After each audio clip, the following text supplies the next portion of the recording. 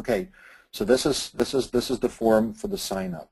Now, once you have this information, let's switch to WebORB for .NET. All right.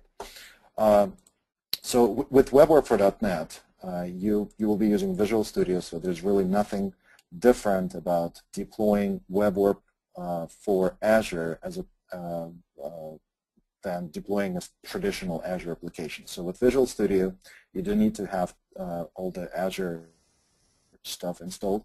And right here, you can just start creating an application. So if you go File, New Project, and once this window comes up, select Cloud, and you'll be creating Windows Azure Cloud Service. Let me actually create one. I will not be deploying it because for the demo purposes, deploying it and starting an instance takes a while. So I already prepared one, but I will get you as close as possible to actually showing how that would work. So let me just say it's going to be my cloud service. I already have one like this, so let me just say it's going to be my WebORB cloud service. And on the next screen, you will need to select the actual roles that this particular service will have. So as far as WebORB is concerned, the actual remoting part of it is going to be running as ASP.NET Web Role. If you are deploying RTMP application, so anything for streaming video, data push, recording videos, then you also need to select worker role. So those two are going to be required. If you are doing just remoting, then web role is going to be sufficient. So once you add these, Visual Studio creates the actual solution for you, and you have both roles not really deployed, but configured for your solution. The next step to configure WebORB is you need to have WebORB installed locally, because the installation provides you all the files that you need to work with. And the next step is going to be to taking the files from your WebORB installation and importing them into your cloud service. So specifically, the way that would work is right here. I have my 4.3.0.1 installation, which is the latest released version of WebORB for .NET. And for, let's say, web role right here, I'm going to take WebORB config file. Here it is. I'm going to also take my console, as well as the console folder, and webinf. Oops. I keep messing up, so we can just do them one by one, perhaps two at a time. So you can just drag them into your solution, and the files are being added. The same thing for WebORB.config. And by the way, everything that I'm doing right now is described in the documentation. And also, if you would like to have code generation in the cloud, then in the WebORB assets folder, there is CodeGen folder. And that's something that you would need to import as well. So here, let me create a folder called WebORB assets, and then drag this CodeGen in here. And the reason I did this is because I wanted to avoid importing all the other stuff in here as well. And finally, one of the most important things is actually registering WebORB with your application. So for this, you open web.config, and then you open web.config from the WebORB installation. So here it is. And what you will need to do is you will see HTTP handlers right here. Copy these HTTP handlers into your web.config. And you will see the same section in this file as well. And these handlers are actually referenced twice, once under HTTP handlers, and the other time they're going to show up under just handlers. So repeat this process twice.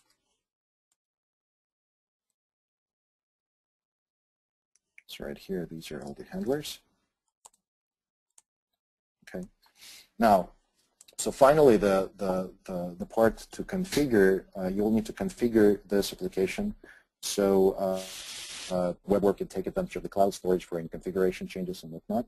And for that, you will have your web role I believe it would need to be under roles, so double-click your web role. And under settings, right now it just points to the development storage. So this connection string would need to point to your cloud-based storage. And for that, let me open. If you go to windows.azure.com, it's going to look like this.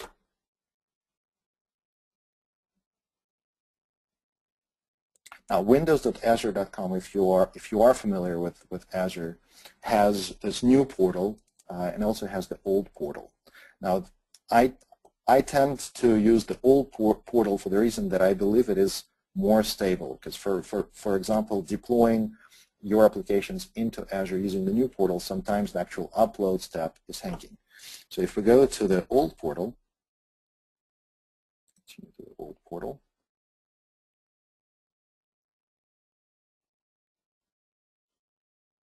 so this is my service. We'll need to have you need to have a storage account, and this is the one that I'm opening up. All right, and from here you need to get the name of your storage, which is in my case WebORB storage. And when you configure your connection string, just enter the account name, which is WebORB storage, and also you will need to take your primary access key, which I believe I will need to regenerate after this webinar is over. Paste it right here and click OK. Okay, so now this connection string is diagnostics connection string is configured. You also need to have data connection string, and repeat exactly the same process for the data connection string. So put the account key and account name. Now in your case, the account name is going to be different, so this WebORB storage is applicable to my deployment. And finally, the next step is to configure the setting for your subscriber ID and email address. So here you'll just basically say subscriber ID and put in your subscriber ID, and the same thing for the email address. So once you're done, then it takes care of the configuration. Okay. So in this case, I'm going to omit this step. And I will switch to the other solution that I have created, because everything is already configured in there, and I believe it was called Cloud Test 1. All right, so while it's doing this, there is a question that I see. So Martin is asking if we provide a fixed pricing model. And by fixed pricing model, I assume it's similar to the way WebORB Enterprise Edition is currently priced, where there is a fixed price for, right now it is per CPU. Now in the cloud, the elasticity factor is fairly important. You can have your application built and deployed into the cloud, and you can grow and shrink your cluster. Therefore, the size of your cluster may vary over time depending on the traffic that you get and depending on the number of requests. So for scalability reasons, you may just expand or shrink your cluster. So from that perspective, providing a fixed pricing model becomes kind of challenging, because we want the pricing to be sort of in line with how you use the service. So the more value you get out of it, the greater the cost is going to be. And in the cloud environment, if it is attached to the runtime on different types of boxes, different types of instances, I think it matches it very closely. So at this point, we do not provide fixed pricing model for the cloud-based deployments, and it is based on strictly hourly usage. So hopefully that answers your question. So now I switch back to the other solution that I put together, and what we can do is if we select the actual cloud-based deployment, click Publish, then Visual Studio compiles everything and gives us two files that we can deploy right into the cloud. So now we see Publish started.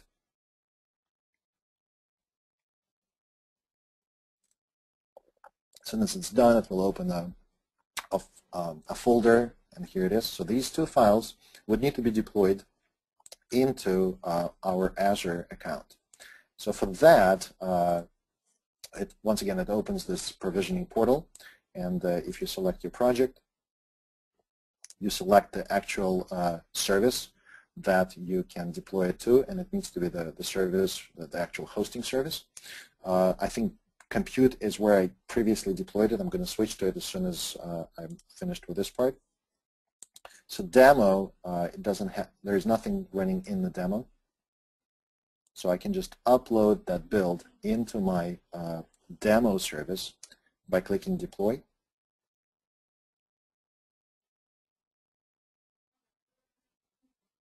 And from here, those two files that Visual Studio created for us, they need to be uploaded using this interface.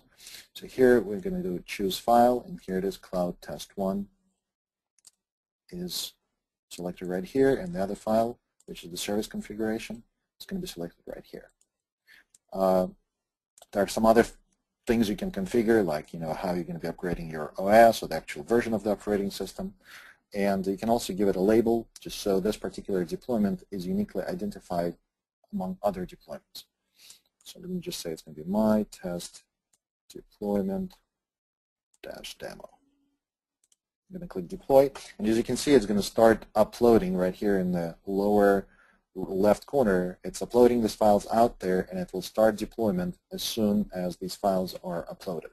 The actual deployment process is a two-step process. So first it deploys, it allocates a server and puts everything in there, and then you have to go back and physically start that actual server. Okay.